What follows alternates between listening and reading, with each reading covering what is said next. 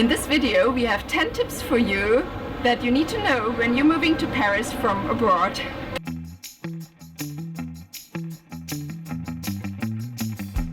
Hi, I'm Carola. I moved from Germany to Paris 2 years ago, and today I'm teaming up with Maris. Hi, I'm Maris. I'm a children's wear fashion designer and I moved to Paris 2 years ago to do my MBA in luxury goods and fashion industries. Thank you for being here. Thank you, Carola, for having me. Today we're talking about everything you need to know when you're moving to Paris. I'm from Germany, so I'm in the European Union, and Maris is from the Philippines. So we have two very different preparation parts until we can move to Paris. Before coming to Paris, you need to research about OFI. It's spelled O-F-I-I.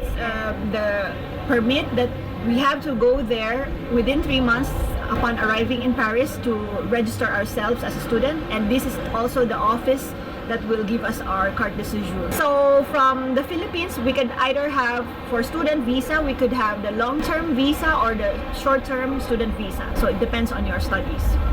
Is it easy to get? It's for me it's easy, but I think for some people they need to prove more things, you know, and you need to find the right school and then show that you've already enrolled before getting the visa. So that's a little bit scary because you already paid for your tuition before coming here and you don't know if you will get the visa, and there's no reimbursements if you don't. Yeah, right. So that's a little bit scary, you know. When you process your paperwork, they need all the dates to be that year.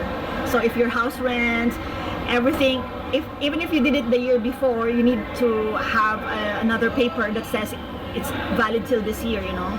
If you don't speak French yet, then you should definitely look into that, because France, it's not like Norway or Denmark or the Netherlands, where basically everybody speaks English. So I agree 100% with that, because even if my class is all in English, I still need French to talk to the admin people, of course everybody in school and outside school, you know, so it helps that we study French beforehand. Because the French birth certificate runs out after 3 months, they have to renew it all the time, so they asked for my translation to not be older than 3 months.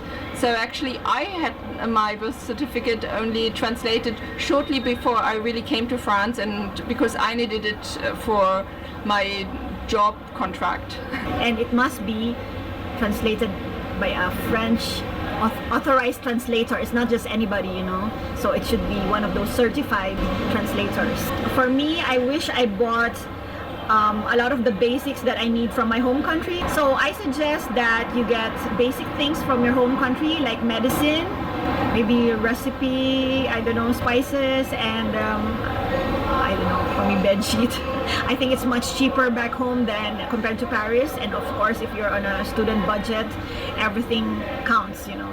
For me, it was mostly comfort food that I was missing when I got here. Usually when I'm going home, I'm stocking up on makeup and just cosmetic products. They are really expensive here. Yes, I agree, but actually I'm happy with all the makeup selection here. They have for all skin shades, so I'm happy about that. But of course, it's not all affordable, right? But we can have the wish list, you know. So these are all the preparations before coming to Paris. And now let's talk a little bit about what happens when you just move to Paris, all the craziness. Yes. If you're here in Paris and you want to learn some basic sewing lessons at the comfort of your own home, or you can come here in my place, Paris 9th, and you can learn how to do this. This is a reversible tote bag, one of the lessons that I offer. You can find it sewbibishparis.com, and I also teach pattern drafting, so it means you can make your own clothes, your own patterns, and do for yourself. As any kind of student coming to Paris, foreigner students especially, you need to do an internship afterwards, and with that one you feel that you get to see more of the French people and the surrounding French colleagues, and then that's when I get to speak in French and learn more about the culture, more than being in school, to be honest. So it's kind of a different point of view. Yeah. How do you get an internship? Does the school help to get it? Yes, actually we have a department specially assigned to look for internship, but to be honest, okay, I love you school, but I found my internship by myself. I sent applications every day, almost like 20 per day. You wouldn't believe it. Since January to March, and every day, and I get 1 or 2 replies, and if you're lucky, then you get it. But it's mostly your own work to get an internship. I already made a video about my first months and all the paperwork and everything it took to get a phone contract, a bank account, how to find an apartment. When applying to look at houses, then have the following list ready. So you need to prove that you have an unlimited contract. You need also to prove that you haven't been fired from that contract yet, so you need a letter with a signature from your managing director that you still work there and that you are not going to be kicked out soon. You have to prove that your net salary is 3 times the rent that you're going to pay. You also need to have a scan of the 3 last pay slips. You have to have proof that for the last 2 years you paid taxes. You have to have a copy of your ID card. Very ideally, you'll have a guarantor who has a stable job in Paris. You also need to have a check that you can fill out and that you can give to your future landlord. So I linked that video up here. You've come to Paris, and in that moment it's really important that you start creating your social network right away. So you need friends, maybe French friends, then expat friends because they have the same experiences, maybe people who serve as mentors who are a bit older, who have had the experience, who can help you find your way. For me, I'm lucky because one of my French friends here, we worked together in Shanghai for about more than 5 years. So we both went to Paris, well, not at the same time, but we met each other here. So we shared that experience. For me, in my opinion, it's a little bit more difficult to be friends with a French person because they already have friends here and they have the family here. So it's a little bit more difficult to integrate than with an expat who has not as much friends here, and they would be more willing to spend time with you. Yeah, exactly. Let's talk about small talk because we have so different experiences. Yes.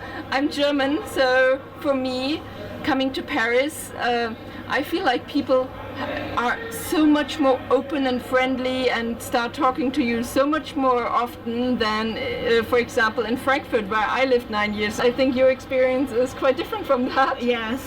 Coming to Paris, I stayed in Shanghai for 8 years, and I know if I go to a bar or a restaurant and there are people around me, normally we would be talking to each other, and I even make a joke. I would have known your horoscope after 5 minutes, because we really chit-chat to each other. But here, I would sit down to someone, and the restaurants are really small, and so the tables are quite close to each other, and I would be sitting down for 1 hour or so and no one would talk to me. They would just talk to their friends, whatever. No one interacts in the other table. How about you? You spoke to that? I feel like, for me, small talk comes in the weirdest places. For example, in the metro. Okay. Something is happening, I'm looking to my neighbor, we both start to grin and then we start a conversation. Okay. Or in the supermarket, in the line.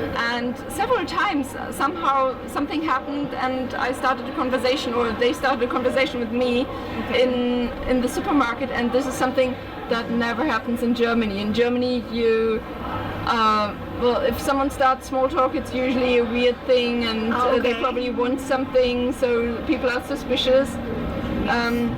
In the northern part of Germany, they're more open. So in the northern part of Germany, I had conversations in trains, but in Frankfurt, they're all in their own bubble, and so for me, so if Frankfurt is there and then Paris is here, that's already a step up, but I think most other countries are here, so for them it's a step down. Okay, I see. How to say it, with supermarkets, of course, the cashier or the people on the line, they would talk to me. I'm just referring to in the bars or Okay. restaurant. For you, if someone talks to you in the supermarket line, that's not even an exciting thing because you're Yeah, used to that. yeah, it's normal. But And in Germany, this never happens. Really? You would never ever talk to any other person in line except for, sorry, you stepped on my foot, or. okay. But actually here, I make a comment. If someone suddenly talks to me, I would say, you're American, right? For sure, it's American. I'm 100% sure because it's always American who makes some comments, you know. I mean, it's great, but I already know it's not a French person. If they reach out to me or initiate a conversation, it's not French. Okay. For sure. I know it's foreigner. Well, I think most of the people talking to me, they are French, but they're not Parisian. Okay. So I already had conversations with French strangers talking to me, saying that the French strangers usually never start a conversation. And I'm like, but that's just what we're doing here. And this is so not German. So Germany is, or especially Frankfurt, is way lower on the communication side. I think once in the metro someone talked to me because I was knitting, and that's an unusual thing, but otherwise you would never start a conversation in the metro or in the supermarket line.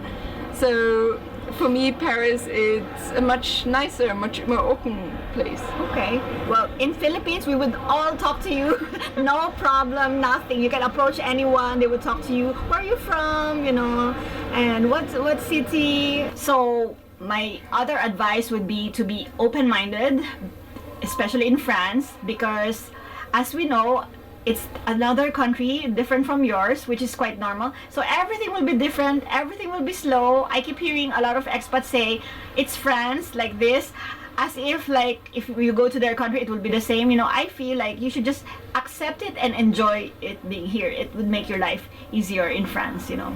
I agree absolutely. I tend to say France is an adventure.